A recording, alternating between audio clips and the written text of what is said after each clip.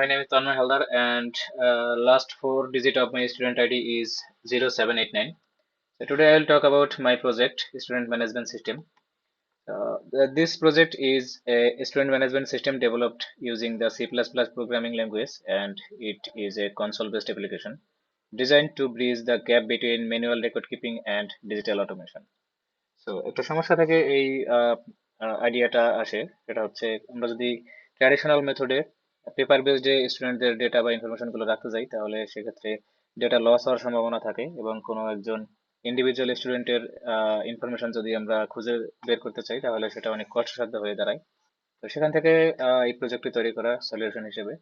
তো এখানে আমরা ইলেকট্রনিক্যালি হচ্ছে স্টুডেন্টদের ইনফরমেশন গুলো স্টোর করব, যাতে আমরা খুব সহজেই, এটা আপনারা দেখতে পাচ্ছেন, স্টুডেন্টদের ইনফরমেশন গুলো অ্যাড করতে পারি এবং আহ, তাদের ইনফরমেশন গুলো দেখতে পারি। সাথে সাথে আমরা কোনো একজন ইন্ডিভিজুয়াল স্টুডেন্টের আইডি দিয়ে তার ইনফরমেশন গুলো সার্চ করে দেখতে পারি এবং আহ, যে কোনো একজন স্টুডেন্টের ইনফরমেশন ডিলিট বা আপডেট করতে পারি।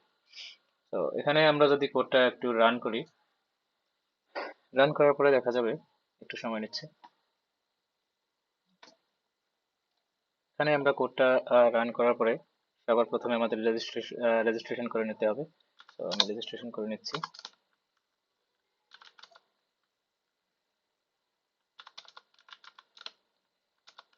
পাসওয়ার্ড দিয়ে দিচ্ছি। ওকে, এখানে দেখতে পাচ্ছেন রেজিস্ট্রেশন সাকসেসফুল। সো আমরা এখন লগ ইন করে নিব। লগ ইন করার জন্য আমরা যে রেজিস্ট্রেশনের সময় যে আইডি, যে ইনফরমেশন দিয়েছিলাম সেটি দিতে হবে। এখানে 789, এখানে দেখতে পাচ্ছেন লগ ইন সাকসেসফুল। এখন আমরা যদি একজন স্টুডেন্ট অ্যাড করতে চাই, তাহলে হচ্ছে 1, এখানে নাম দিতে হবে। তো আমরা আইডি দিয়ে দিচ্ছি। Okay, and let's say marks is 85। এখানে দেখতে পাচ্ছেন স্টুডেন্ট অ্যাডেড। তো আমরা স্টুডেন্ট অ্যাড হয়েছে কিনা সেটা দেখার আগে আমরা আরো একজন স্টুডেন্ট অ্যাড করে নিচ্ছি। Name, let's say Tom, and ID is okay, and marks let's say 75। তো এখানে দেখতে পাচ্ছেন স্টুডেন্ট অ্যাডেড। সো আমরা দুজন স্টুডেন্ট অ্যাড করেছি। এখন আমরা দেখে নিব যে স্টুডেন্ট গুলো অ্যাড হয়েছে কিনা। এখানে দেখতে পাচ্ছেন আমরা দুজন স্টুডেন্ট অ্যাড করেছিলাম, তাদের ইনফরমেশন গুলো এখানে সাকসেসফুলি এক্সিকিউট করতে পেরেছে।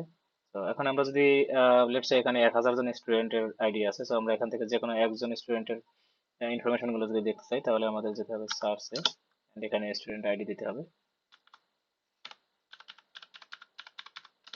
এখানে দেখতে পাচ্ছেন আইডি দিয়ে সার্চ করার সাথে সাথে স্টুডেন্টের নাম এবং মার্কস চলে এসেছে।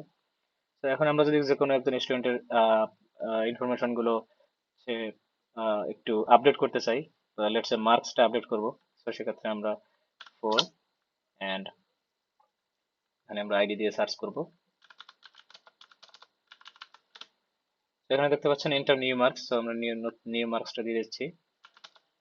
এখানে দেখতে পাচ্ছেন আপডেটেড সাকসেসফুলি। সো আমাদের মার্কসটা অ্যাড হয়ে গেছে। সো আমরা একটু দেখে নিই মার্কসটা অ্যাড হয়েছে কিনা।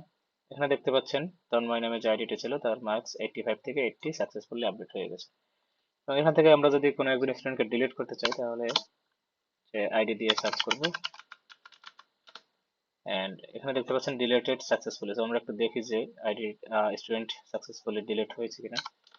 এখানে দেখতে পাচ্ছেন দুজন স্টুডেন্ট থেকে একজন স্টুডেন্ট ডিলিট হয়ে গেছে। So the application run successfully. তো আমাদের ফিউচার ওয়ার্ক হচ্ছে এই, এখানে আমরা এরপরে একটি জিপিএ ক্যালকুলেটর অ্যাড করব, যেখানে হচ্ছে স্টুডেন্টের মার্কস গুলো দেওয়ার পরে এবং সাবজেক্ট গুলো দেওয়ার পরে অটোমেটিক একটি সিজিপিএ শো করবে। এন্ড